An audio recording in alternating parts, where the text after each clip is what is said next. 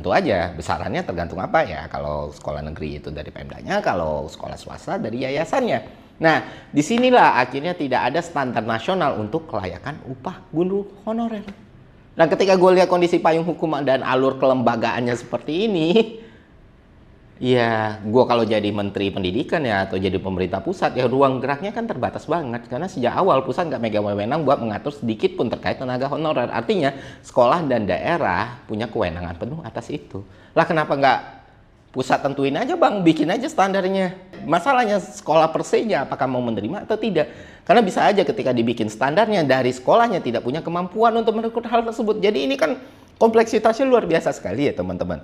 Tapi ya mau gimana pun gue ngelihat ya sejauh ini yang gue pelajarin dan pahami di pusat itu tetap aja gimana pun punya wewenang dan anggaran. Makanya bagus juga kalau misalnya ada kebijakan dukungan dana dari pusat biar bisa menambah pendapatan guru. Misalnya dalam bentuk tunjangan yang ditetapkan langsung dari pusat. Karena kan supaya teman-teman ketahui biaya raksasa soal pendidikan itu, biaya raksasa pendidikan ini yang 20% dari APBN ini, amanat undang-undang ini, itu nggak semuanya di Kementerian Pendidikan teman-teman, malah sebagian besar bisa 80% atau bahkan 90% itu dialirkan ke Pemda masing-masing, dan Pemda masing-masing mengelola ini dana dipakai untuk apa gitu kan.